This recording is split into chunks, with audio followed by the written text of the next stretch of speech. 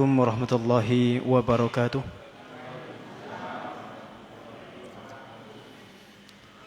Alhamdulillahi rabbil alamin. Assalatu wassalamu ala asyrafil anbiya'i wal mursalin Sayyidina wa nabiyina Muhammadin wa ala alihi wa sahbihi ajma'in. Asyhadu an la ilaha illallah wahdahu la syarika lah wa asyhadu anna Muhammadan abduhu wa rasuluhu la nabiyya wa la rasula ba'dah. Allahumma salli wa sallim wa barik ala hadha nabiyil karim wa ala alihi wa sahbihi ajma'in. Asyhadu an la ilaha illallah wahdahu la syarika lah wa asyhadu anna sayyidana Muhammadan abduhu wa rasuluhu la nabiyya wa la rasula ba'dah. Amma ba'd. Ma'asyiral muslimin rahimakumullah. Alhamdulillah pada kesempatan malam hari ini kita bisa bermuajah kembali di majelis yang penuh barokah ini. Mudah-mudahan jamaah semua dalam kondisi sehat walafiat. Mari selalu kita bersyukur pada Allah Subhanahu wa taala atas berbagai nikmat yang Allah curah limpahkan kepada kita semua. Yang mana nikmat-nikmat ini Allah curahkan, Allah berikan. Tentu ada hikmah dan tujuan. Salah satunya adalah agar kita gunakan untuk ibadat sebagai wasilah untuk taat kepada Allah Subhanahu wa taala. Dan kemudian karena itu Allah akan makin menambah nikmatnya kepada kita. Nikmat yang dipakai untuk ibadah akan mengantarkan kita kepada nikmat yang lain. Itulah yang dimaksud Allah Subhanahu wa taala di surah Ibrahim, la in syakartum la azidannakum wa la in kafartum inna azabi lasyadid. Ini yang pertama. Yang kedua, kita sampaikan salawat dan salam untuk junjungan kita Nabi Agung Muhammad sallallahu alaihi wasallam yang kita cintai dan kita ikuti segenap sunnah-sunnahnya serta kita harapkan syafaatnya kelak di yaumil qiyamah. Bapak Ibu, mari kita awali kajian kita dengan sama-sama membaca lafaz basmalah. Bismillahirrahmanirrahim. Baik, kita sampai di ayat yang ke-110 ya. Silakan dibuka Al-Qur'annya. Ayat 110.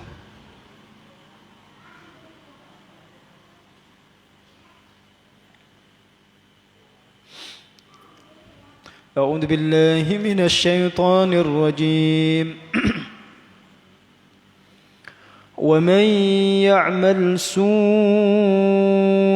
أو يظلم نفسه ثم يستغفر الله يجد الله غفورا رحيما ومن ينسب إثما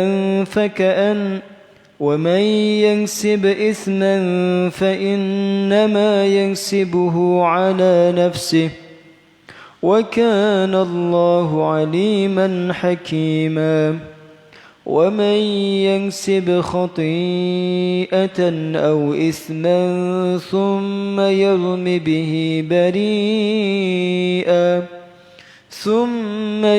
به بريئا فقد احتمل بهتانا وإثما مبينا ولولا فضل الله عليك ورحمته لهمت طائفة منهم أن يضلوك وما يضلون إلا أنفسهم وما يضرونك من شيء وأنزل الله عليك الكتاب والحكمة وعلمك ما لم تكن تعلم وَكَانَ فَضْلُ اللَّهِ عَلَيْكَ عَظِيمًا.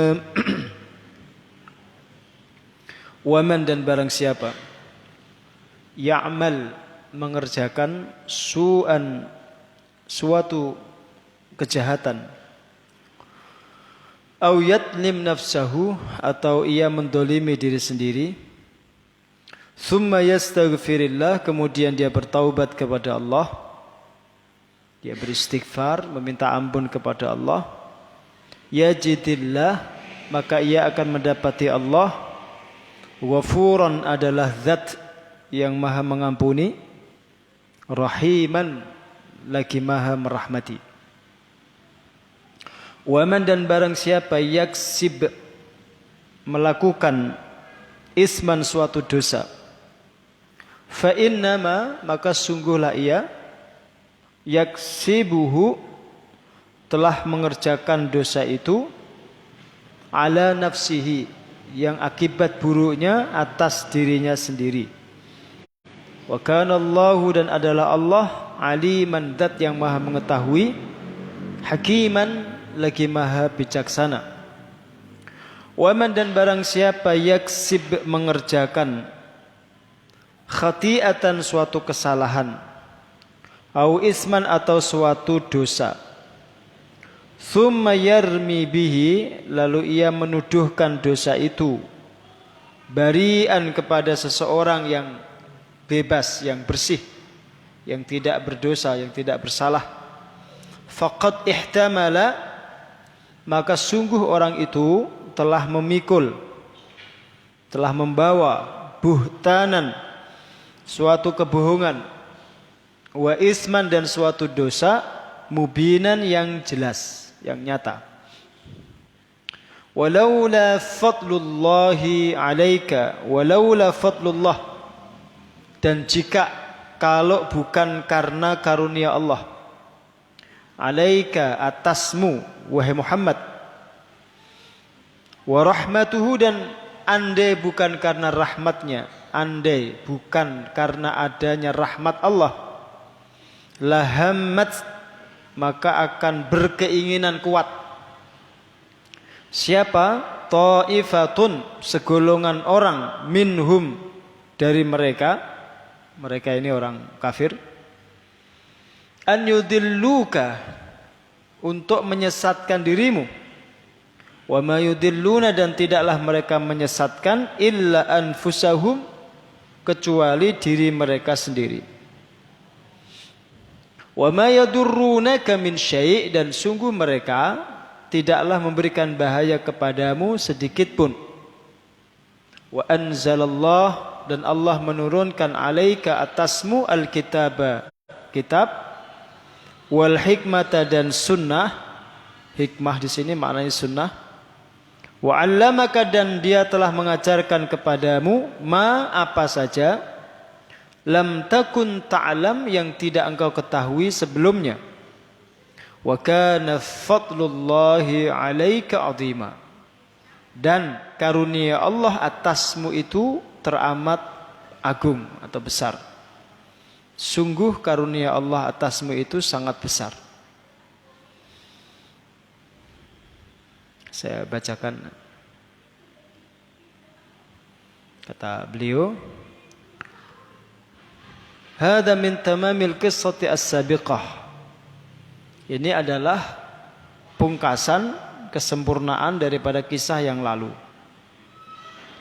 Wal muradu bis-su' yang dimaksud dengan kata as-su' di sini yang makna harfiahnya itu keburukan, al-qabih alladhi yasu'u bihi. Satu perkara yang jelek, yang buruk, yang tidak nyaman, tidak baik dikerjakan. Au yatlim nafsahu atau ia mendolimi diri sendiri bi fi'li maksiatin dengan melakukan suatu maksiat, minal ma'asi dari sekian maksiat yang ada, au dzambin minadz dzunub atau salah satu daripada dosa, allati tata'adda ila ghairihi yang mengenai orang lain. Jadi kalau ya'mal su'an yang dimaksud dengan waman ya'mal su'an, barang siapa mengerjakan satu keburukan, yang dimaksud ya'mal su' di sini adalah dosa atau keburukan yang merugikan diri sendiri. Satu kejahatan terhadap diri sendiri. Kata beliau, sementara yang yadlim nafsahu di sini ada satu kesalahan yang dilakukan yang akibatnya itu mengenai orang lain. Ya, akibatnya itu mengenai orang lain. Atau jadi dosa itu kan ada dua toh. Dosa itu ada yang akibatnya diterima sendiri, tidak melebar kejahatannya kepada orang lain. Ada dosa yang mengenai orang lain, menyakiti orang lain. Ada dosa itu yang hubungannya hanya dengan Allah, hablum minallah. Ada dosa yang hubungannya dengan hablum minan nas. Nah, di sini wa may ya'mal su'an, itu kata beliau adalah dosa-dosa yang kaitannya keburukannya itu dirasakan orang lain. Sedangkan yang kezaliman pada diri sendiri itu dosa-dosa yang hubungannya dengan Allah semata, tidak ada hubungan dengan manusia. Begitu. Summa yastaghfirillah, kemudian orang itu meminta ampun kepada Allah. Bitalabin minhu an yaghfira lahu ma qarafahu minadz-dzambi, dengan cara ia meminta ampunan atas dosa yang dikerjakan. Kalau itu dia lakukan, maka yajidillaha ghafuran rahima. Maka orang itu akan mendapati Allah itu sebagai zat yang maha mengampuni dosa dan menyayangi hamba-hambanya. Terus kata beliau, wa fihi targhibun liman waqa'a minhu as-sariq min bani Ubayrik an yatuba ila Allah wa yastaghfiruhu wa annahu ghafurun liman yastaghfiruhu rahimun bihi.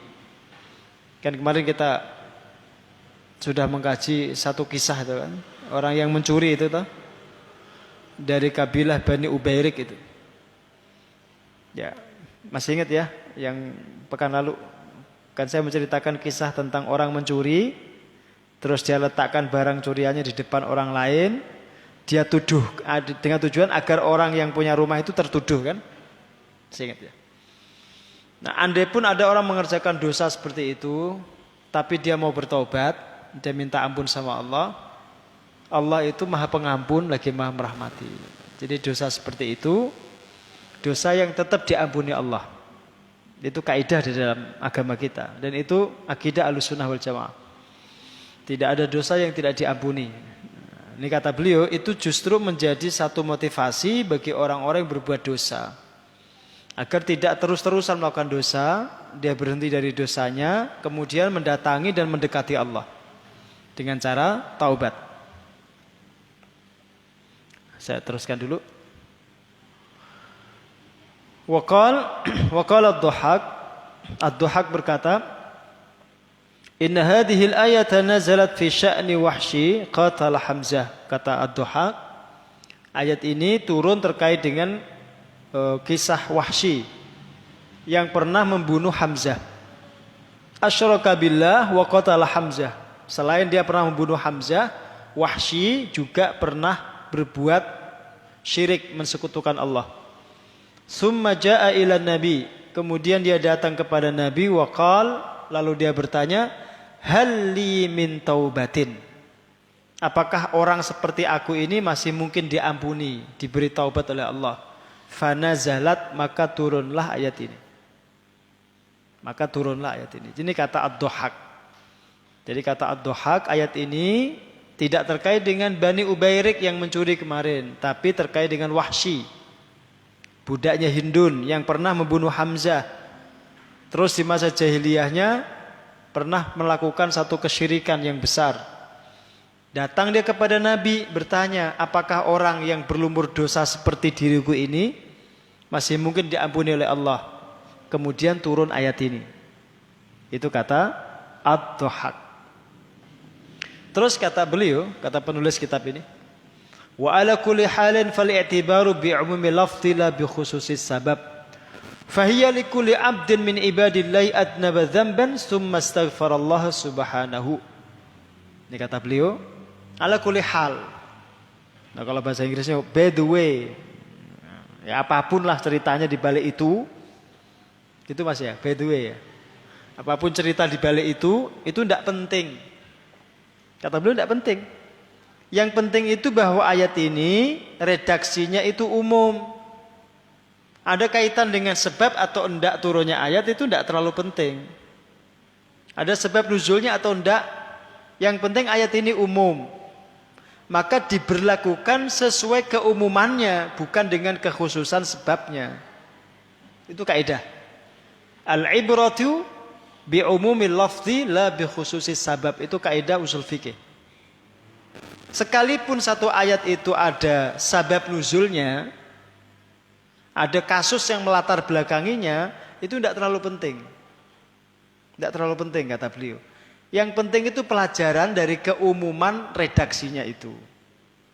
Bahwa apapun dosa yang pernah dikerjakan oleh manusia, yang pernah dikerjakan oleh hamba-hamba Allah, asal dia mau tobat diampuni dosanya. Itu kaidah umum. Apakah dosa itu syirik, ataukah membunuh orang, ataukah berzina, ataukah mencuri, ataukah dosa-dosa besar yang lain, asal dia taubat diampuni Allah. Ini kan ada kabar gembira toh. Ini cara kita membacanya itu, baca ini sebagai satu motivasi untuk tobat. Jangan dibaca untuk menyepelekan dosa.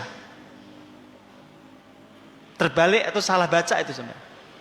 Jadi kalau kita mendapati ayat seperti ini, kita membacanya itu sebagai satu motivasi agar kita itu bertaubat. Bukan membaca dalam konteks menyepelekan dosa. Ah, santailah. Apapun dosa kan diampuni Allah. Wes, tidak masalah. Nah, akhirnya dia istisghar dengan dosa.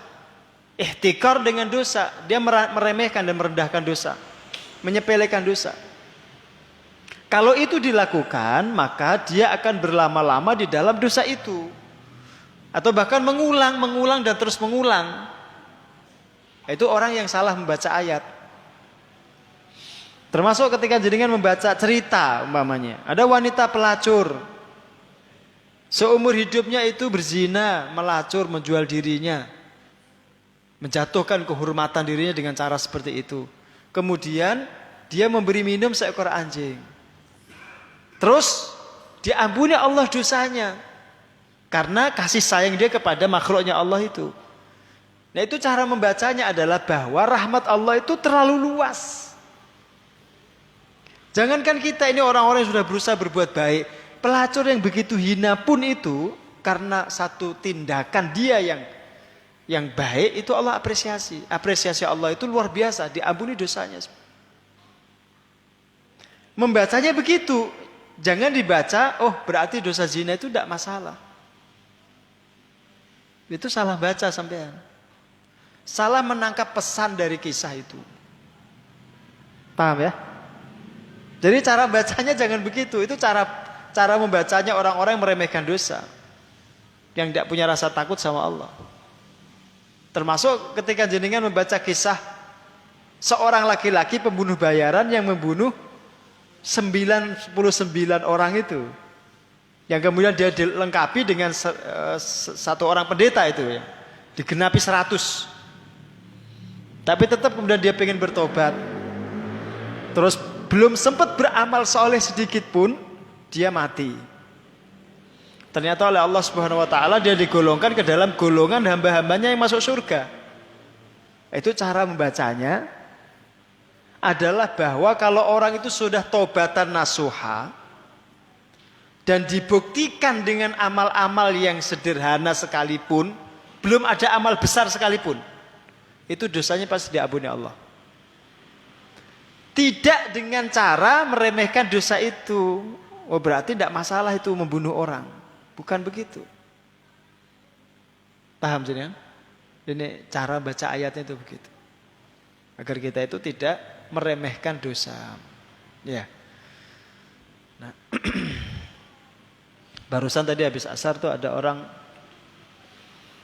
Jabri konsultasi. Yang beberapa waktu yang lalu, 4 hari atau 5 hari yang lalu juga ada Jabri, orang yang berbeda tapi kasusnya sama. Sama-sama pernah berbuat zina. Kalau yang barusan tadi habis asar itu, baru sebulan yang lalu dia berzina. Baru sebulan yang lalu. Setelah dia melakukan itu, ya muncul rasa penyesalan yang luar biasa. Nyesel, malu, nggak karu-karuan lah. Terus tadi Jabri, adakah tobat untuk saya? Itu kalau jenengan memperturutkan satu sisi perasaan itu ya, itu kan dosa yang menjijikkan sekali toh. Berzina, melacurkan diri itu kan naudzubillah itu menjijikkan sekali. Tapi kita tetap harus proporsional. Ya menjawabnya itu harus imbang. Satu, ingatkan bahwa zina itu memang dosa yang besar, dosa yang sangat besar. Bahkan dikatakan Allah fahisyah, menjijikkan itu. Andai dosa zina itu tampak, maka tidak hanya kemaluanmu itu yang menjijikkan, tapi sekujur tubuhmu itu menjijikkan. Sekalipun kamu sudah mandi janabat, itu tampak dosanya itu menjijikkan sekali. Ya, mandi besar, mandi janabat itu kan menghilangkan hadas saja, tidak menghilangkan dosa. Ya kan? Yang bisa menghilangkan dosa itu tobat nasuha. Nah itu satu. Tapi ingat, kita bukan Tuhan. Jangan menutup pintu tobat. Karena kita manusia biasa. Ustadz sekalipun, kiai sekalipun, itu bukan Tuhan. Itu yang difahami oleh seorang alim yang ditanya oleh pembunuh bayaran itu. Dia tahu persis kalau dirinya itu hanya guru ngaji, bukan Tuhan. Yang punya hak menutup pintu taubat itu hanya Allah. Ustadz, kiai ketika ditanya seperti itu, dia tetap harus menyampaikan apa adanya, proporsional.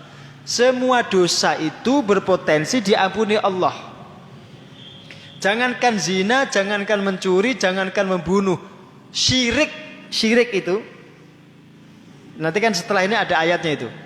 Yang Allah katakan innallaha la yaghfiru an yushraka bihi wa yaghfiru ma duna dzalika liman yasha, itu tetap diampuni oleh Allah.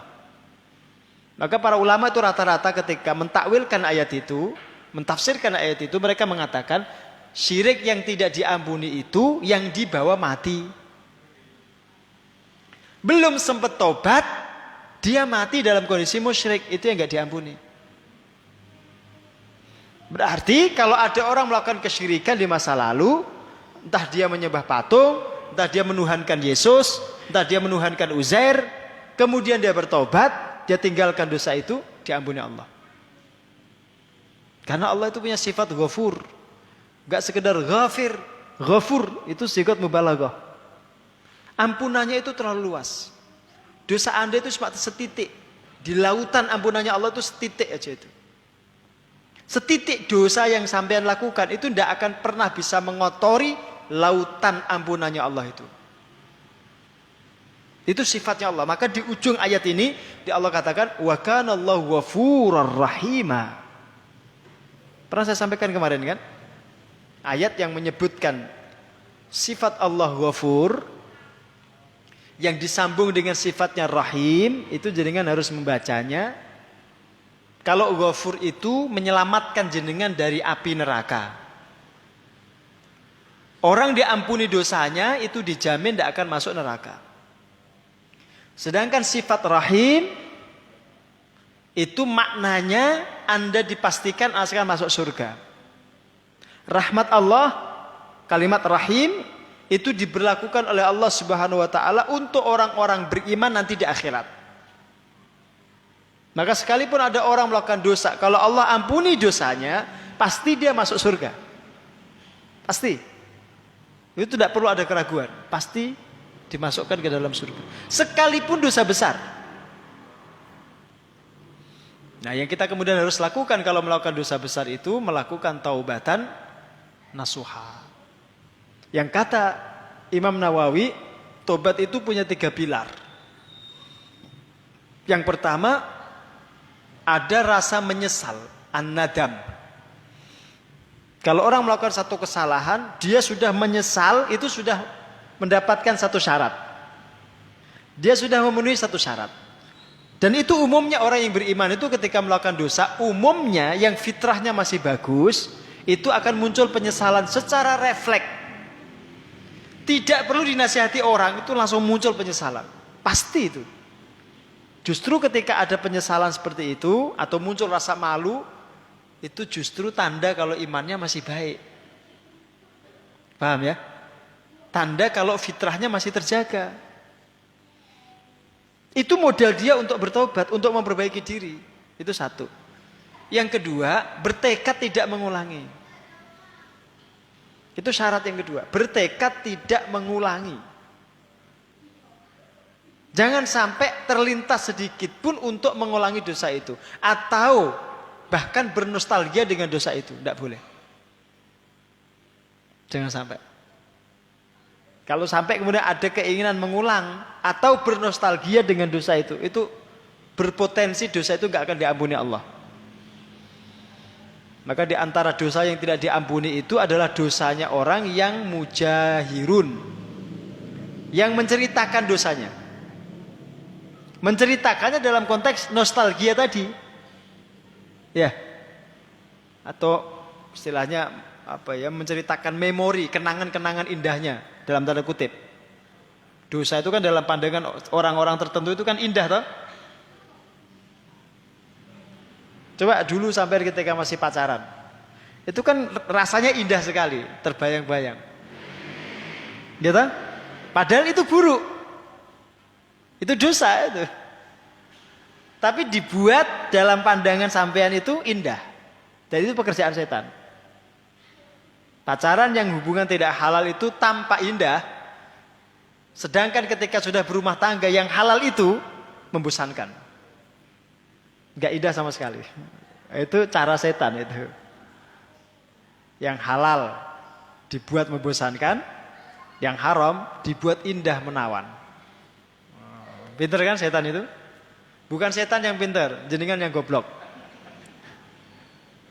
Setan tidak pernah pintar. Kalau pintar, tidak mungkin dia menolak sujud sama Allah, sama Nabi Adam, tidak mungkin. Setan itu goblok. Makanya jangan lebih goblok lagi. Harus tahu, oh ini jebakan setan, ini tazyin, satu bentuk penipuan setan. Harus kita ketahui. Paham ya? Jadi tidak ada dosa yang tidak diampuni. Itu kaidah. Dan itu keyakinan Ahlussunnah wal Jamaah. Beda dengan keyakinan Mu'tazilah. Orang-orang Mu'tazilah itu mengatakan kalau orang melakukan dosa besar, dia berada fi manzilatin bainal manzilatain. Tidak di neraka, tidak di surga. Dia berada di satu tempat antara dua posisi, tidak di surga, enggak di neraka. Itu kata orang Mu'tazilah. Tadi manzilah baina manzilatain. Itu keyakinan mereka. Tidak tahu itu, nanti mereka sendiri buat sendiri itu mungkin. Karena setahu saya di akhirat itu hanya cuma dua tempatnya. Kalau enggak jannah, ya nar, jahanam. Kalau enggak surga, ya neraka. Terus apa maknanya Al-A'raf itu? Tempat transit orang-orang yang dosanya itu imbang dengan maksiatnya, dengan ketaatannya. Al-A'raf itu satu tempat yang disediakan Allah untuk orang-orang yang maksiatnya dengan ketaatannya, dengan pahalanya itu sama. Imbang. Ketika ditimbang itu sama-sama beratnya. 50-50. 50-50. Enggak ada yang berat sebelah itu, sama sekali enggak. Kalau dosanya lebih berat, dia akan masuk neraka dulu. Kalau pahalanya lebih berat, meskipun satu unit umpamanya, dia akan masuk surga. Makanya ayatnya itu wa may fa amma man saqulat mawazinuhu fa huwa fi 'ishatir radiyah. Tidak atas dasar kemudian jenengan enggak boleh berdosa sama sekali jenengan masuk surga, itu enggak. Asal timbangan kebaikan jenengan lebih berat daripada maksiat, itu jenengan masuk surga. Itu kaidahnya Allah. Nah, ashabul a'raf, orang-orang yang berada di al-a'raf itu imbang. Dosanya dengan pahalanya itu sama-sama beratnya itu. Ya kalau ditimbang umpamanya ini 100 gram, ini 100 gram, sama persis. Nah, orang-orang seperti itu ditransitkan dulu di Al-A'raf itu. Tapi tidak untuk selamanya. Sampai semua urusan manusia itu diadili selesai semua. Yang masuk surga, yang masuk neraka, baru mereka itu diurus sama Allah. Jadi menunggu sekian lama itu tidak diurus, dibiarkan itu. Kasusnya itu dibekukan. Ya nggak diurus, nggak dihisap dulu, dibiarkan. Menunggu dengan debar-debar jantungnya itu dengan ya was-was. Nasibku bagaimana nasib? Nah, kemudian mereka diputuskan dengan keadilan Allah, itu terserah Allah nanti. Dan dalam bahasa ulama itu tahta masyiatillah. Di bawah masyiah Allah, di bawah kehendak Allah, terserah Allah.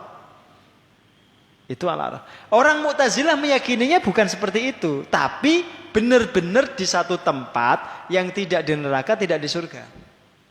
Nah, akidah itu yang ditentang oleh Ahlus Sunnah. Orang beriman itu asal dia punya iman betul, kemudian maksiatnya itu banyak, dia tetap punya potensi masuk surga, meskipun harus mampir dulu di neraka. Jadi enggak membingungkan seperti itu. Oh, gak nek neraka, ora nek swarga. Dia mampir dulu ke neraka, dicuci dosanya, dibersihkan, selesai urusannya di neraka, dimasukkan dia ke surga. Pada akhirnya orang beriman tetap ke surga meskipun melewati neraka. Pada akhirnya. Nah, itu makna yang disebutkan Allah Subhanahu wa taala di sini. Itu Ghafuran Rahimah. Terus yang kedua,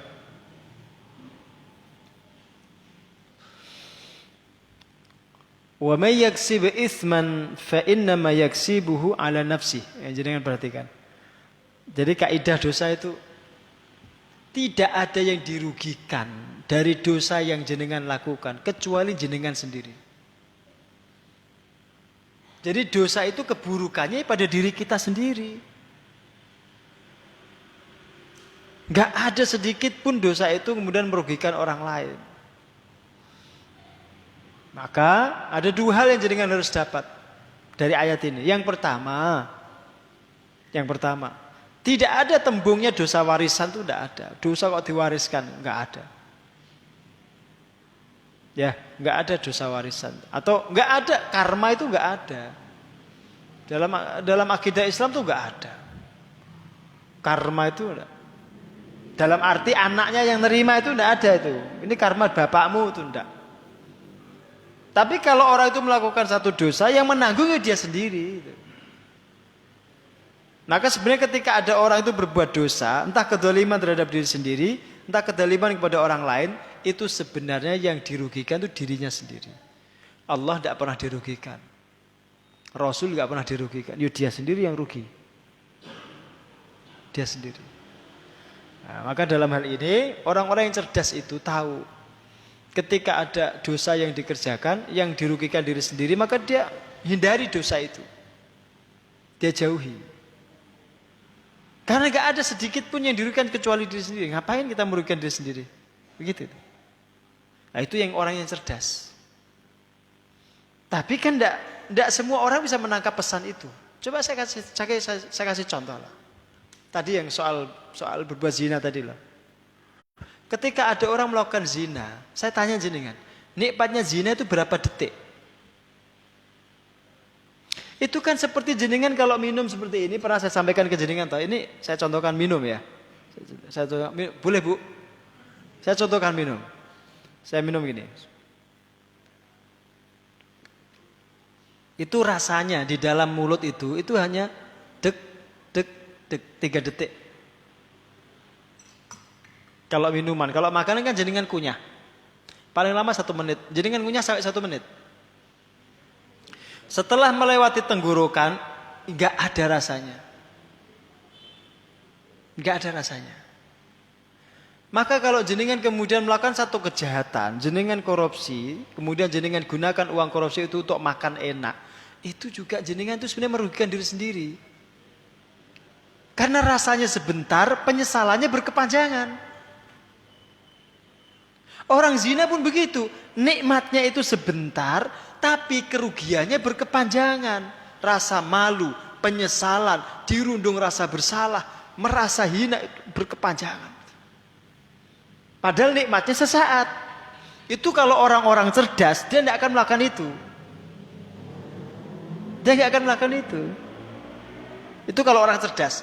Cerdas dalam konteks spiritual loh. Bukan cerdas otaknya. Karena orang yang profesor, doktor yang berzina juga banyak. Itu orang goblok berarti. Cerdas spiritual. Jiwanya cerdas. Dia berpikir sampai ke situ. Oh, nikmat sesaat itu ngapain direwangi melakukan sesuatu yang haram. Nah, itu kalau orang cerdas. Dia berpikir sampai ke situ. Maka akal itu sebenarnya diturunkan Allah, diberikan kepada kita itu untuk mencegah halal buruk itu. Maka mana akal itu maknanya itu menahan sesuatu. Itu akal dalam bahasa Arab itu. Menahan sesuatu. Orang Arab tuh kalau pakai ikol di kepala, yang tali yang dipakai di kepala itu loh. Itu digunakan zaman dulu untuk menahan agar sorbannya nggak jatuh. Yang kedua, biasa dipakai kalau dia ngikat onta dengan tali itu, agar ontanya nggak lepas. Akal diberikan Allah itu agar juga menahan jenengan dari keburukan. Cuma orang itu seringkali tidak menggunakan akalnya, tidak berpikir sampai ke situ tadi loh. Ketika dia sudah dirundung keinginan untuk maksiat, syahwatnya lebih dominan daripada akalnya. Itu sebabnya. Itu sebabnya. Nah, nanti pada level tertentu, kalau orang itu meninggalkan maksiat, itu tidak sekedar dia berpikir tentang kerugian yang akan dia terima. Enggak. Tapi level yang lebih tinggi lagi, malu sama Allah. Itu levelnya Nabi Yusuf. Malu sama Allah. Dia tidak lagi mikir ruginya dirinya itu. Enggak. Kalau rugi itu jelas, tapi itu levelnya orang awam. Kalau levelnya Nabi itu isin, kalau Gusti Allah isin. Apapun yang dikerjakan itu dilihat Allah kok. Masa maksiat, zina sama orang. Allah melihat gitu, masa enggak isin? Nah, itu levelnya para nabi. Jadi dia tidak lagi berpikir tentang ini, tentang kerugian yang akan dia dapat. Paham kan? Nah, jadi kan belajar gitu, setahap demi setahap. Sampai levelnya Nabi Yusuf. Nanti itu beda pahalanya. Kalau sudah levelnya Nabi Yusuf itu, nanti jenengan meninggalkan zina itu pahalanya sebesar yang didapat Nabi Yusuf. Maka jangan salah paham juga. Orang tidak maksiat itu ibadah. Orang tidak selingkuh itu ibadah. Ya. Karena ketika ada orang selingkuh itu maksiat, berarti lawan katanya orang tidak selingkuh itu berarti ibadah. Paham? Kalau ada orang tidak melakukan zina, tidak melakukan pencurian, tidak membunuh orang, itu pun dia akan diberikan pahala yang besar dari Allah. Itu yang disebut oleh Allah tadi itu. Ya. Ada beberapa yang tadi disebutkan. Walaula fadlullahi alaika wa rahmatuhu itu. Paham ini ya? Makanya nanti di akhirat ada pahala-pahala yang tidak terduga yang akan kita dapatkan. Yaitu dari amalan-amalan meninggalkan maksiat itu. Ya, dari meninggalkan maksiat itu. Ada jamaah tinggal dekat sekali dengan lokalisasi. Tapi tidak mau zina dia. Ngelirik aja enggak. Hatinya berontak. Oh, itu orang itu pahalanya besar. Tapi kalau ada orang tinggal di lingkungan pesantren, enggak zina, itu kan orang lingkungannya pesantren kok. Itu kan sesuatu yang biasa toh. Sama-sama enggak zina, kondisi yang satu berat, yang satu ringan, itu nanti pahalanya berbeda. Saya sering ceritakan teman-teman yang kerja di Korea Selatan itu. Ini kalau musim dingin seperti ini mah wanita-wanita Korea itu seperti akhwat muslimah. Rapot, pakai kaos tangan, pakai cadar, rapat seperti orang Indonesia kalau berhijab itu. Tapi kalau musim panas itu kayak babi. Telanjang. Teman-teman, ada yang kerja di sana itu, anak-anak Indonesia yang kerja di sana, itu ada dua macam. Ada dua macam.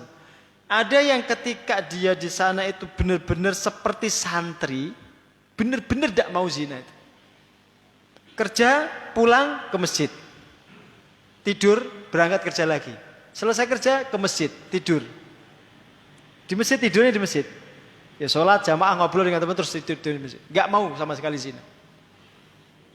Tapi ada anak-anak Indonesia itu yang naudzubillah gak cuma datang ke lokalisasi, bahkan booking, ngundang ke rumah.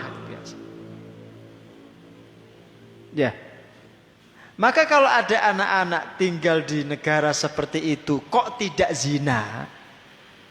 Itu pahalanya lebih besar daripada anak-anak muda yang tinggal di Saudi Arabia, yang negaranya menegakkan syariat. Yang ketika ada orang mau zina itu memang tidak ada kesempatannya. Ya kesempatannya mungkin lebih minim lah. Karena wanitanya semua berhijab, bahkan pakai cadar kan.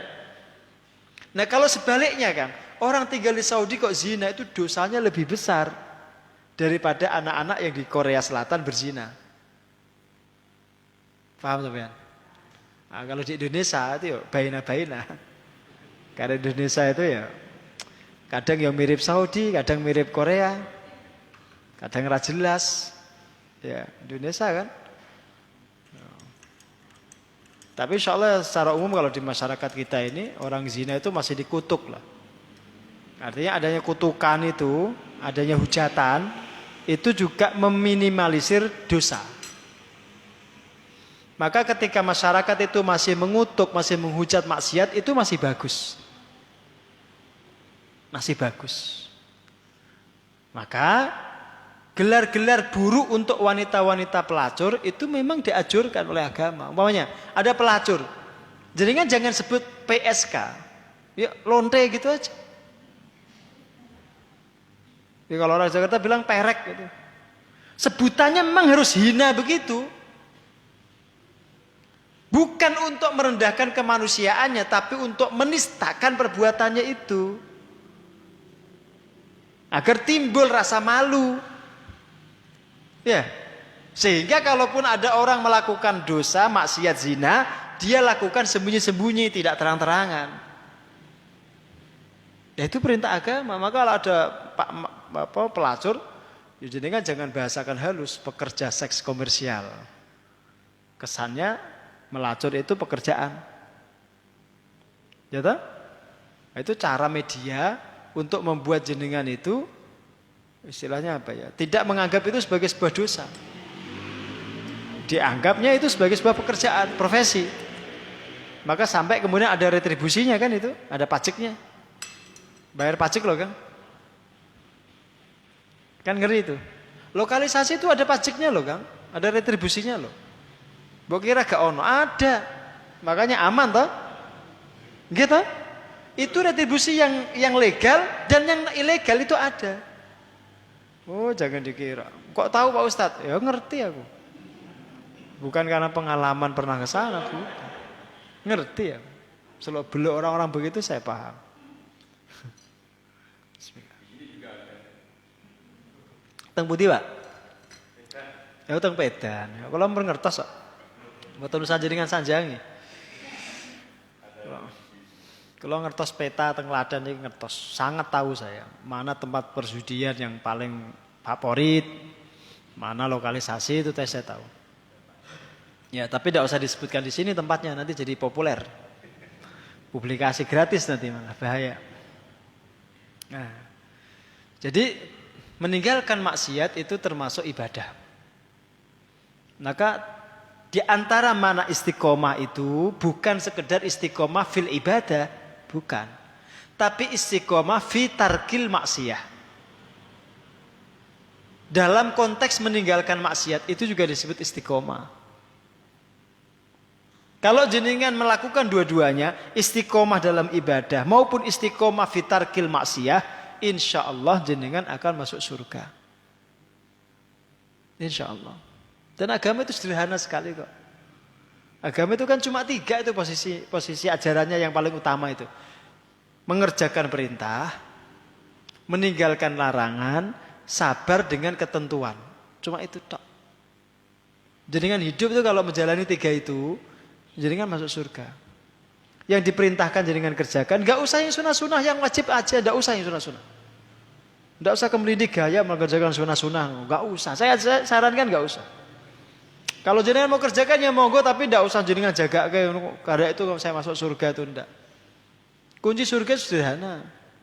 Jenengan sholat wajib tok, wis 5 waktu itu tok, wis. Ora mbok tambahi, ora mbok kurangi. Tambahi aja, Kang.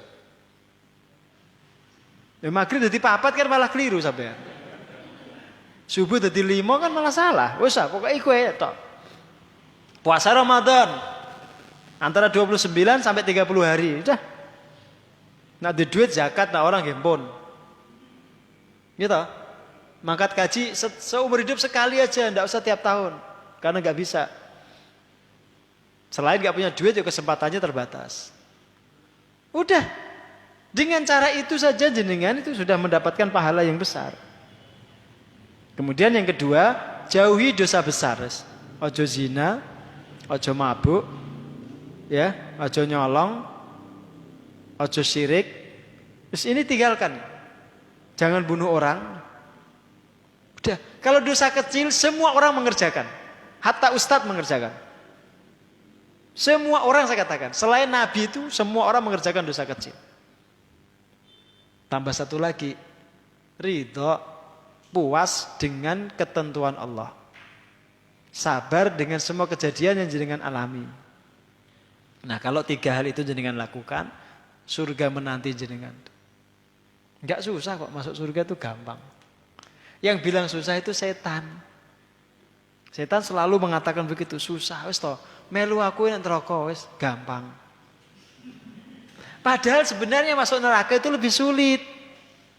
Kalau orang cerdas itu lebih sulit. Coba jenengan ke masjid sholat jamaah itu, pernah nggak dipungut tarif bayaran? Kang sholat jamaah mriki jenengan bayar setiap datang 50.000. Nate jenengan sholat jamaah kon bayar. Mboten nate. Jenengan ke pelacuran, aku ora tak saranke, cuma contoh aja ini.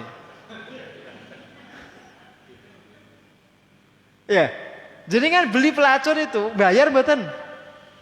Bayar tapi dilakoni. Jadi yang berbiaya itu masuk surga atau masuk neraka? Masuk neraka. Masuk neraka. Yang berbayar itu masuk neraka bukan masuk surga. Masuk surga ora pakai bayaran kan. Itu aja dengan ngaji seperti ini. Ustate mbok kaini transport yo gelem ora mbok kaini yo ora bakalan mutung kan. Tapi nak pelacur itu jenengan pakai, enggak jenengan bayari, pasti enggak mau lagi. Pasti enggak mau lagi. Lah, anehnya orang itu kadang-kadang lebih menghargai pelacur daripada ustaz. Kan nganyel kayak tau niku. Tak gitu. Itu jamaah kadang-kadang enggak teli emang. Kadang-kadang orang enggak berpikir sampai ke situ itu loh. Wah kok malah pelacur lebih dihargai daripada ustadz. Oh, nanti kalau ustadz itu kemudian menerima sesuatu dari jamaah, wis diomongi macam-macam, ustadz kok kedunyan ngono kayak. Iya kan? Tapi dia tidak pernah mengatakan begitu kepada para pelacur. Coba aja nih. Oh ada yang 1 jam itu tarifnya 80 juta kan. Pelacur loh. Ustadz 1,5 jam kan gak jelas tarifnya. Lah gitu. Ini gurguyan loh, ini gurguyan. Jadi kan namun tersinggung. Tak bermasjid ya rasa tersinggung. Ini gurguyan. Logika. Artinya begini loh, sebenarnya jalan menuju surga itu lebih murah. Jalan masuk neraka itu mahal. Tapi manusia itu ya karena ada nafsu tadi, ada syahwat, ada tipu daya setan, menganggapnya itu ya lebih nikmat yang ke neraka meskipun bayar. Wong mlebu neraka kok dilewangi bayar kan. Makanya digunakan kecerdasan spiritualnya itu digunakan. Hampir semua maksiat itu bayar. Judi nggih bayar. Gitu? Jenengan datang ke dukun nggih bayar. Syirik ta? Zina nggih bayar. Dan hampir semua sarana ketaatan itu nggak ada yang bayar kan, kecuali haji. Ya, jenengan mau jamaah ora usah bayar, ngaji mboten bayar, malah disukani snack. Ya, wana orang snack ya kadang-kadang jamaah urunan gantian ngasih snack. Tak gitu. Jenengan kemudian kumpul-kumpul di RT arisan itu jalin silaturahim itu yang nggak bayar. Urunannya balik ke jenengan lagi kan. Asli kan nggak bayar itu. Dan lain sebagainya. Jadi logika-logika begini ini jenengan jadikan dasar. Oh ternyata masuk surga itu gampang. Pokoknya jangan sampai setan itu membisikkan masuk surga itu sulit, masuk surga itu sulit. Itu setan. Lu tenan itu setan. Kalau termasuk kalau ada ustadz yang konsepnya begitu, itu saya yakin konsep itu dia sedang dipengaruhi oleh setan. Itu konsep dari setan. Bukan dari Quran. Sederhana kok. Allah itu sifatnya loh. Wa kana Allahu ghafurur rahim. Termasuk kalau jenengan lihat di ayat-ayat yang selanjutnya ini. Wa may yaksib khati'atan aw isman summa yarmi bihi bari'an faqad ihtamala buhtanan wa itsman mubina. Terus walaula fadlullahi 'alaika wa rahmatuhu lahammat ta'ifatun minhum an yudilluka wa may yudilluna illa anfusahum. Jangan perhatikan. Kita berada di dalam kondisi tetap mendapatkan hidayah, istiqomah fit ta'ah, istiqomah fit tarkil ma'siyah, itu semuanya fadlullah. Itu karunia Allah. Karunia Allah. Anugerah dari Allah Subhanahu wa taala. Itu yang sering kali gak disadari manusia. Sebenarnya gini loh. Cara membacanya itu gini. Sebenarnya Allah Subhanahu wa taala itu menyiapkan berbagai macam sarana, kemudahan, kesempatan untuk jenengan itu mendapatkan surga. Dimudahkan Allah sebenarnya. Dipermudah. Termasuk ini kalau ini live streaming ini. Fasilitas ngaji sekarang itu kan luar biasa itu, mudahnya toh. Bisa diakses kapan saja, di mana saja dengan cara yang sangat mudah. Itu karena Allah Subhanahu wa taala itu ingin menggelar rahmatnya itu untuk semua manusia. Dipermudah oleh Allah. Termasuk di tempat jenengan, masjid di mana-mana. Musola di mana-mana. Titik-titik untuk jenengan ibadah itu banyak sekali bertebaran. Itu fadlullah. Nah kalau jenengan gak membacanya begitu, nanti ketika jenengan melakukan ketaatan itu masih saja jenengan merasa ketaatan itu tidak diterima Allah. Maka kaidah yang jenengan harus pahami itu gini. Kalau jenengan sudah diberikan Allah Subhanahu wa taala kesempatan melakukan ibadah, itu tandanya Allah Subhanahu wa taala menghendaki kebaikan untuk jenengan. Maka jangan pernah berpikir ibadah itu tidak diterima oleh Allah. Terlalu khawatir ibadah enggak diterima itu juga bisikan setan. Itu bisikan setan. Termasuk kalau ada orang sudah Allah berikan kesempatan berdoa, doanya sudah terpanjatkan, permintaannya sudah diperdengarkan di hadapan Allah, itu tandanya Allah hendak memberi sesuatu. Itu tandanya Allah hendak mengijabah doanya. Wujudnya apa? Doanya sudah terlaksana. Maka kalau ada bisikan, doamu gak akan dikabulkan Allah, itu dari setan. Maka Sayyidina Ali itu mengatakan begini. Di antara tanda Allah ingin memberikan sesuatu kepada seseorang adalah dimudahkannya dia berdoa. Itu tanda. Nah kaidah itu saya copy paste. Di antara tanda Allah ingin menerima amal ibadah jenengan, itu jenengan diberikan kemudahan untuk melakukan ibadah itu. Jadi kalau ibadah itu sudah wujud terlaksana menjadi satu pekerjaan sudah tuntas, itu tandanya Allah sudah nerima amal jenengan. Paham? Ya, kaidah. Itu fadlullah, itu karunia Allah. Karena sekian banyak tuh Kalau jenengan melaksanakan ibadah itu, ada kesempatan satu, ada kesehatan dua, ada kemauan tiga. Ya tak? Munculnya kemauan itu dari siapa? Dari Allah. Adanya kesehatan siapa? Dari Allah. Adanya kesempatan? Allah. Adanya rasa aman. Adanya kawan yang bisa diajak ibadah. Ini jamaah. Termasuk saya tuh sangat bersyukur dan berterima kasih dengan jenengan. Kalau tidak ada jenengan, saya tidak pernah bisa ngajar. Yusiana Bu. Makanya antara guru dengan murid itu harus saling berterima kasih. Termasuk kalau jenengan sedekah, terima kasih sama yang mau nerima. Karena dengan cara itu jenengan bisa mendapatkan pahala. Coba jenengan akan bingung kalau mau sedekah gak ada yang mau nerima. Bingung jenengan. Kemarin ada dokter itu yang chatting ke saya itu. Pak Ustadz saya bingung ini mau nyalurkan duit saya ke pesantren mana tuh. Saya tak guyu. Loh ya kesini aja Bu ke pesantren Al-Fatih itu. Gak usah bingung. Ternyata ada orang-orang tertentu yang bingung nyalurkan duitnya. Luar biasa itu. Kalau jenengan bingung golek duit. Dia bingung nyalurkan duitnya saking banyaknya duitnya itu. Dokter kan? Dokter penyakit dalam tuh spesialis.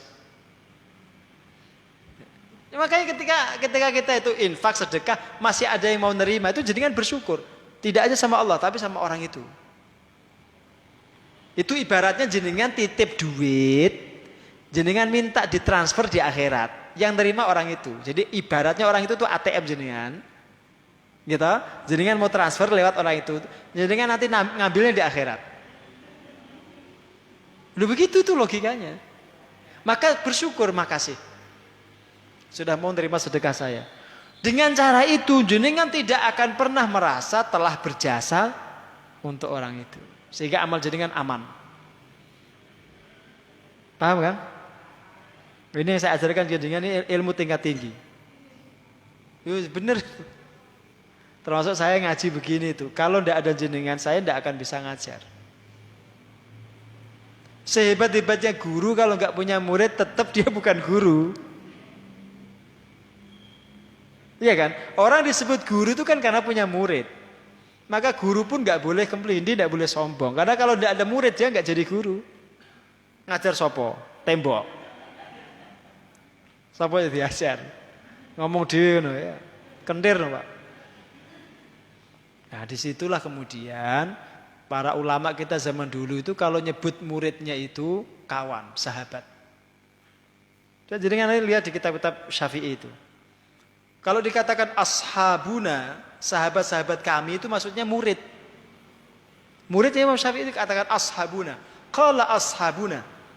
Berkatalah sahabat-sahabat kami, itu maksudnya murid-murid beliau. Ya, karena kalau nggak ada mereka, Imam Syafi'i sehebat apapun itu tidak akan pernah bisa ngajar.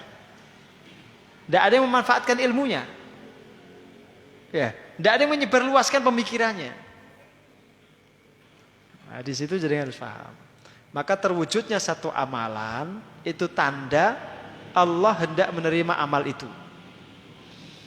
Maka dia mudahkan, dikasih kesempatan, dikasih kesehatan, dikasih kekuatan, dikasih kemauan, dikasih teman. Gitu? Itu semua itu yang menyiapkan Allah. Maka para ulama kita itu menganjurkan kepada kita setiap kali kita melakukan amal saleh kita dianjurkan mengucapkan alhamdulillah. Segala puji bagi Allah yang menjadikan amal saleh ini terwujud. Kalau bukan karena Allah tidak mungkin terwujud. Ini seperti ngaji nih begini. Hujan deras tapi kok masih pada berangkat. Ya jamaah enggak berkurang gitu. Itu fadlun minallah. Itu karunia dari Allah. Sehingga jenengan pun tidak akan merasa sombong. Ya, tidak akan merasa sombong karena yang memberikan kemudahan, kesempatan, kekuatan itu Allah Subhanahu wa taala, bukan kita. Terakhir.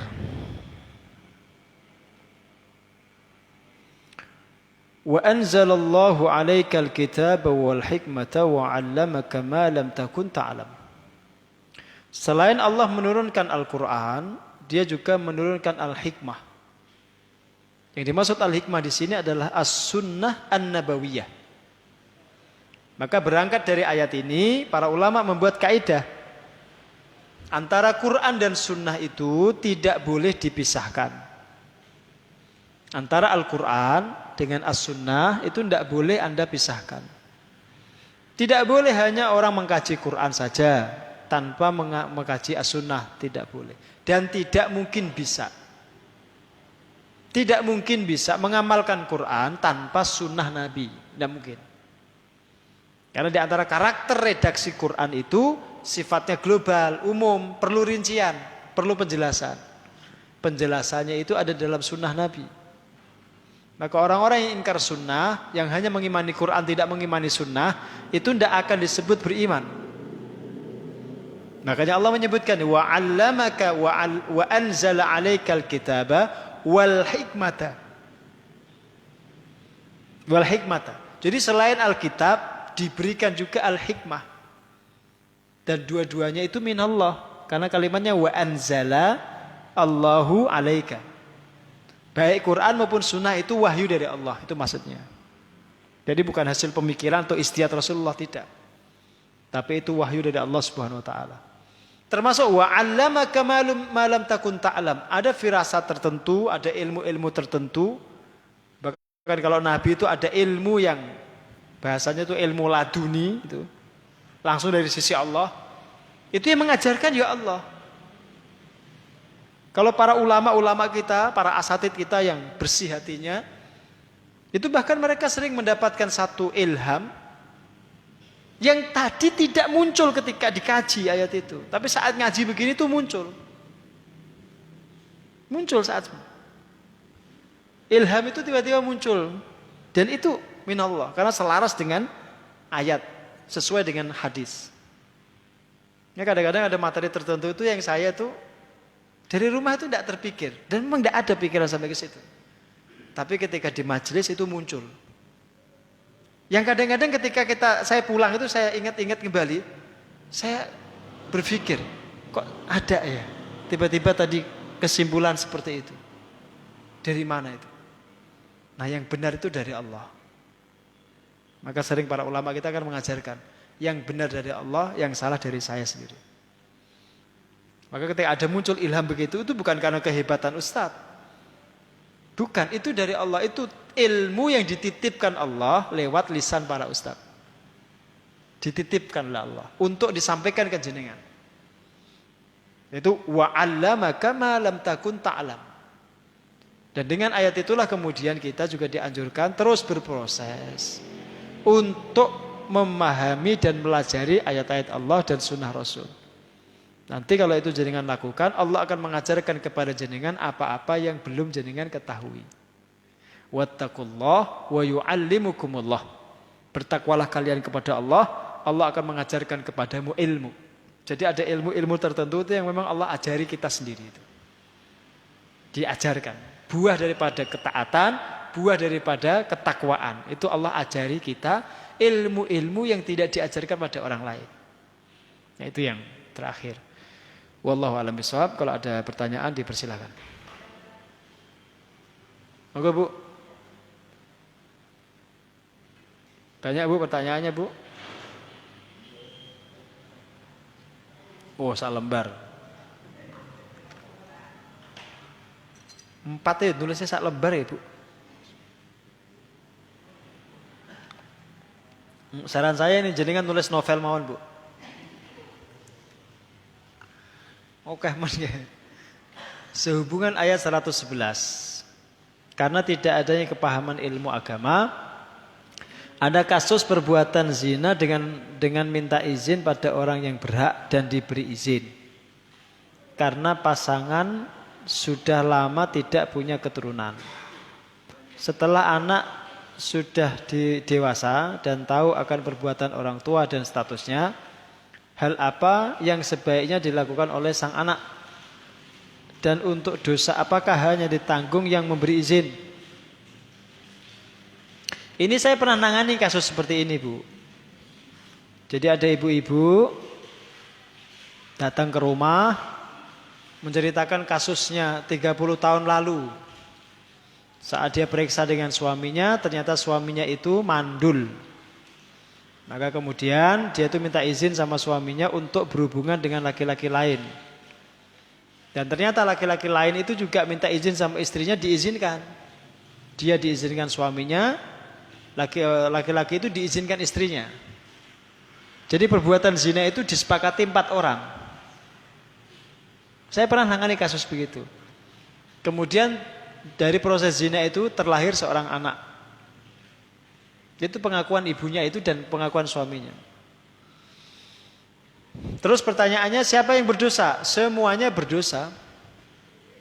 Yo pelakunya itu, yo suaminya, yo teman zinanya, yo istrinya, yo berdosa. Semua berdosa. Semua berdosa. Tentu nanti timbangan dosanya itu Allah yang mengetahui mana yang lebih besar. Nah, adapun anak statusnya itu ya tetap dalam kondisi suci, wong namanya anak. Ya kan? Kan gak melakukan dosa anak itu. Meskipun orang menyebutnya anak zina, tetap dia tuh suci posisinya.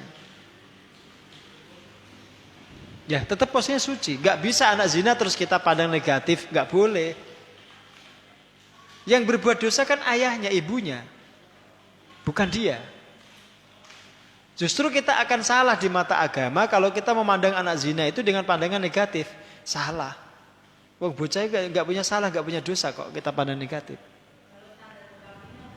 Hah? Berbaktinya? Oh, terserah anaknya, Bu. Wong nggak jelas kok orang tuanya kok. Nah gitu. Lah iya. Ya terus itu kan anak secara biologis toh. Anak secara syariat, secara agama kan tidak jelas ya statusnya.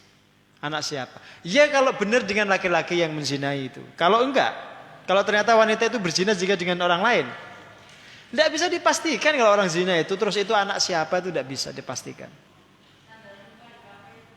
Hah? Apanya? Kemiripan. Ora iso, Bu. Saya aja mirip Dude Herlino. Lu nak sekedar kemiripan wajah aku gak iso, ndak bisa.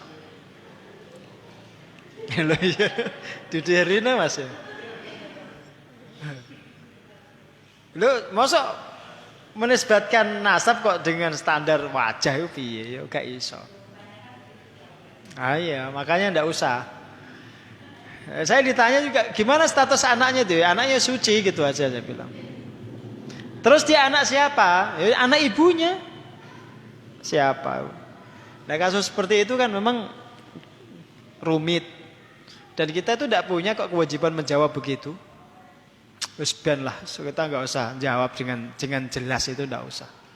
Terus ini anaknya siapa? Ya anak orang tuanya gitu aja. Tapi yang jelas posisi anak itu ya suci, tidak berdosa. Namanya anak itu bahkan dia jadi korban kok. Anak itu kalau dari perbuatan zina itu jadi korban. Korban kejahatan orang tuanya yang berzina itu. Makanya zina dalam syariat Islam itu dianggap kejahatan, kriminal. Karena menjadikan anak terlahir dengan status seperti itu. Itu kedzaliman kepada anak. Pertama, yang kedua. Memahami ayat 112, ada kisah perbuatan zina yang akhirnya dituduhkan kepada seseorang yang sebenarnya bukan pelaku dan yang akhirnya dipaksa menikahinya demi menyelamatkan pihak perempuan yang terlanjur hamil. Apakah dari kejadian tersebut dosa semuanya ditanggung oleh pihak perempuan? Wah, ini nggak tahu saya, Bu. Kalau tuduhan zina sendiri itu kan termasuk dosa besar. Orang tidak berzina jadinya tuduh berzina itu dosa. Menuduh orang lain berzina padahal dia tidak berzina itu dosa besar. Itu yang kalau dalam fikih itu disebut dengan qadhaf. Qadhaf itu tuduhan zina. Kalau tidak bisa mendatangkan saksi 4 orang laki-laki yang adil terpercaya, maka yang nuduh itu dihukum, dicambuk 80 kali. Dicambuk di punggungnya 80 kali. Kemudian hukuman sosialnya tidak diterima kesaksiannya selamanya. Jadi kalau dia dihadirkan ke pengadilan, kesaksiannya ditolak. Enggak diterima kesaksiannya seumur hidupnya. Itu menunjukkan kalau tuduhan zina itu dosa besar. Ya. Makanya yang seperti itu dihindari. Maka ada isu tentang zina, selingkuh, jenengan itu enggak usah ikut-ikutan. Jangan ikut-ikutan menuduh yang belum jelas, enggak usah. Ya. Umpamanya Nikita Mirzani, wis ora usah diomongke. Ya, ora jelas. Nah, enggak usah, jenengan enggak usah ikut-ikutan pokoknya lah. Ya, kecuali kalau jelas-jelas dia apa istilahnya? Ya menawarkan dirinya namanya. 3. Mohon penjelasan mengenai referensi buku-buku tafsir selain Ibnu Katsir. Oh, banyak sekali, Bu. Macam-macam. Macam-macam, Bu. Ya, di laptop saya itu ada sekitar 100-an judul. Di rumah ada 5. Saya punya 5 judul kitab tafsir itu. Ya, kapan-kapan kalau mau silakan ke rumah.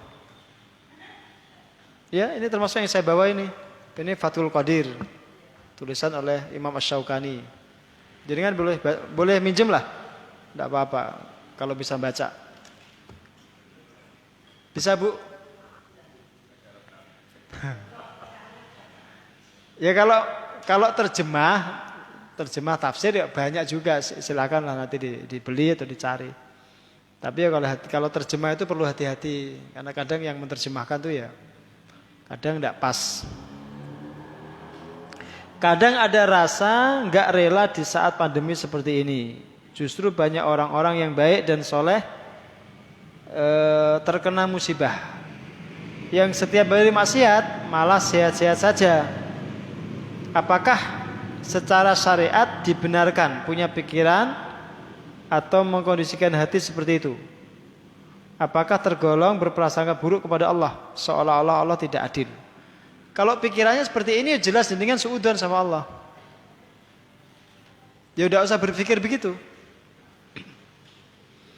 Dunia itu tempat ujian, fitnah, keburukan, huru-hara, macam-macam. Maka kalau ada orang kemudian dipanggil Allah, itu sebenarnya cara Allah menyelamatkan dia dari kehuru-hara itu. Maka kematian orang-orang saleh itu tetap baik. Tetap baik. Di mata Allah tetap baik. Itu enggak. Bukan sesuatu yang buruk. Karena itu cara Allah menyelamatkan mereka dari huru-hara dunia ini. Paham ya? Agar tidak berlama-lama di tempat seperti ini. Ya bukan berarti kemudian yang berlama-lama di sini, ya itu kemudian orang-orang yang berjaya. Bukan. Maka kalau memandangnya seperti jenengan itu, jenengan jelas suudzon itu sama Allah. Tapi juga patut jenengan mengambil satu kewaspadaan. Saya sering batin. Ya, kok pesantren-pesantren saja itu yang ustadznya, kiainya banyak yang terkena COVID. Gitu? Kemudian berujung pada kematian. Ustadz, kiai, ulama. Itu yang banyak mati, banyak meninggal. Sementara tokoh-tokoh yang istilahnya yang saya ambil satunya contoh, para politisi kok santai-santai wae. Ya toh? Ini kan kalau kita kemudian ada kecurigaan itu wajar. Ada apa ini? Apakah ada sesuatu di balik ini? Itu wajar. Saya pun punya pikiran begitu. Termasuk beberapa waktu yang lalu, guru saya itu sudah keluar dari ICU. Udah dinyatakan mulai recovery, sudah mulai pulih. Tiba-tiba kok dinyatakan meninggal? Itu kalau secara logika nggak masuk akal. Mestinya kalau sudah dikeluarkan dari ICU ke ruang perawatan biasa itu kan makin lama makin baik. Kok tiba-tiba mati malah? Kalau kita curiga itu wajar saja. Wajar. Dan itu gak sekali 2 kali loh. Banyak itu kasus begitu. Sayang 1000 sayang, jenazah itu tidak bisa diotopsi. Bahkan untuk disolatkan saja itu kalau tidak ada tekanan dari keluarga nggak bisa. Disolatkan oleh jamaahnya nggak bisa. Dan disolatkannya tetap kalaupun bisa itu di dalam ambulan, nggak boleh diturunkan. Padahal logikanya kalau mayat mati, virusnya kan ikut mati. Kok sampai harus begitu prosedurnya? Maka saya membaca pandemi ini itu bukan sekedar sebagai satu wabah penyakit yang menular, yang mematikan, tidak. Tapi saya membacanya ada sesuatu di balik itu. Ada orang-orang tertentu atau pihak-pihak tertentu yang menggunakan pandemi ini untuk tujuan tertentu. Itu kalau di pikiran saya tidak sedang menuduh siapa-siapa itu, tapi itu di pikiran saya. Saya batin. Nah, ini malam ini saya ungkapkan. Kok banyak itu kiai-kiai kita, ulama-ulama kita itu. Sudah itu kalau kita hitung sudah ratusan. Maka jangan membaca secara linear begitu ya, lugu begitu. Karena perang itu ada dua kan kalau cerita teman-teman di TNI itu. Ini kita sedang masuki perang asimetris kan. Meskipun kita tidak tahu musuh kita ini siapa, tapi sebenarnya kita sedang perang ini. Kok yang diambil tokoh-tokoh agama tuh banyak sekali. Para kiai, para ulama, ini ada skenario besar apa? Ya, di balik ini loh. Ini skenario besar apa? Jangan-jangan bentar lagi Dajjal keluar gitu. Iya tak? Ya ada dugaan nih. Jangan-jangan bentar lagi ada Dajjal keluar itu. Ini kan skenario global toh, tidak hanya satu negara, dua negara toh, global. Kalau saya bacanya begitu Bu, nggak sekedar seperti jenengan ini. Juga boleh kalau pikiran seperti jenengan itu tidak boleh. Itu seudon kalau pikiran seperti jenengan. Ya.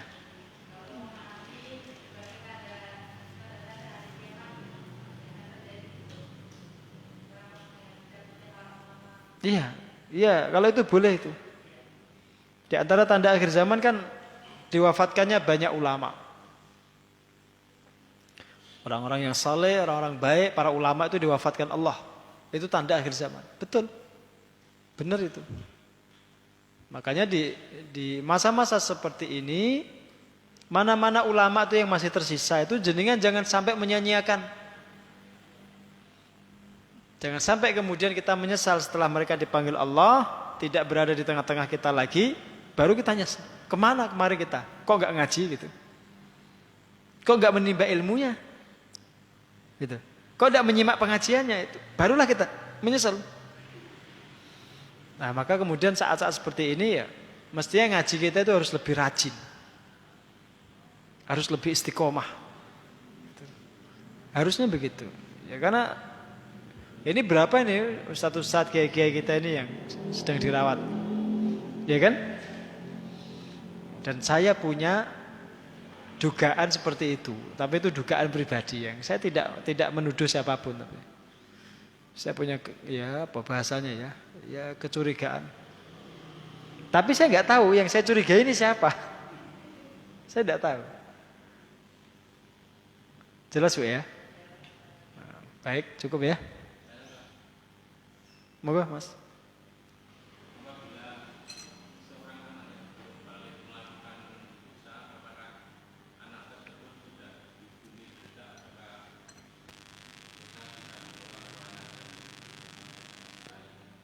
Yeah.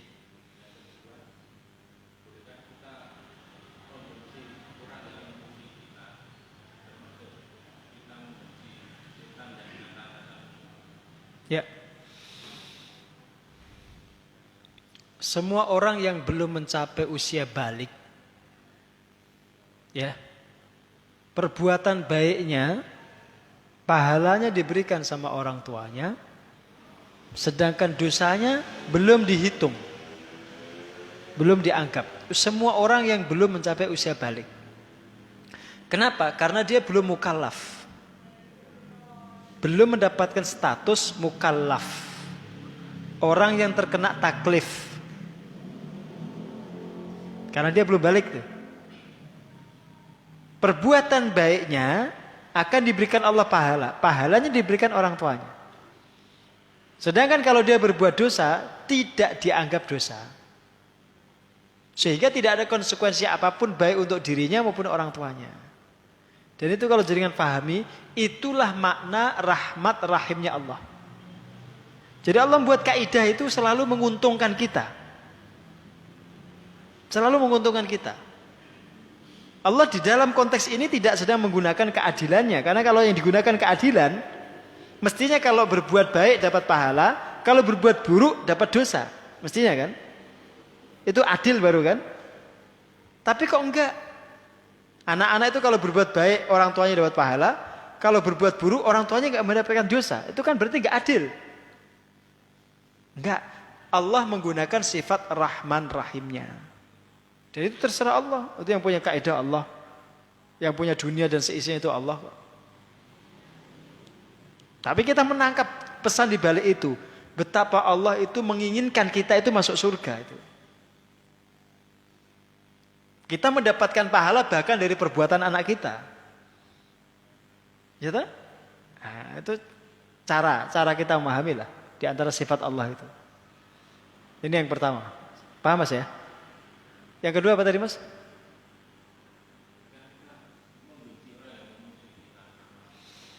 Ini tergantung sebab membencinya apa. Kalau dengan setan jelas. Sebabnya karena kejahatan, kemaksiatan, keburukannya. Kekufuran dia. Tapi kalau kita dengan manusia, apalagi sesama muslim, itu harus diperjelas. Jenengan benci dengan orang itu karena apa? Kalau bencinya karena Allah, boleh. Umpamanya ada orang itu, meskipun muslim tapi dia pelaku maksiat. Saya benci orang itu. Nah itu boleh. Karena ada alasan syar'i. Tapi kalau nggak ada alasan yang syar'i, nggak boleh jenengan asal benci. Ya, waton gedeng gak entuk, nggak boleh. Sebabnya dulu ditanya, kenapa jenengan benci? Termasuk mencintai juga begitu. Kenapa jenengan mencintai seseorang? Ada nggak hubungannya dengan Allah? Kalau nggak ada ya jangan. Umpamanya, Pak Ustadz, saya itu mencintai tetangga saya. Oh ya entuk. Sembarangan, bojone dhewe ora dicintai malah tetanggane dicintai. Umpama itu ya. Tapi kalau jenengan sebutkan, saya tuh senang dengan tetangga saya Pak Ustadz tuh karena orangnya itu baik.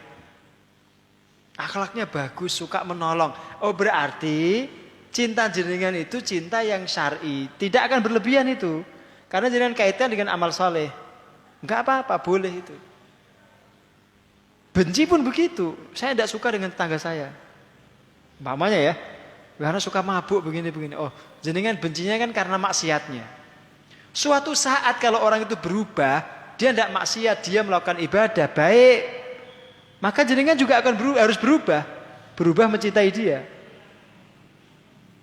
Nah itu benci cintanya itu harus karena Allah, bukan karena yang lain. Begitu kan? Tapi kalau setan kan jelas. Setan itu hampir tidak ada kebaikan yang dilakukan kan? Karena dia itu mbahnya kejahatan, keburukan. Nah, kalau benci dengan setan, bahkan wajib menjadikan musuh setan sebagai musuh. Dan itu perintah Allah, fattakhiduhu aduwan. Jadikanlah setan itu sebagai musuh. Jelas ya? Baik, saya kira cukup. Kita lanjutkan di kesempatan yang akan datang. Mari kita akhiri dengan baca hamdalah dan kafaratul majelis bersama-sama. Alhamdulillahirabbil alamin. Asyhadu an la ilaha illa anta astaghfiruka wa atubu ilaik. Assalamualaikum warahmatullahi wabarakatuh.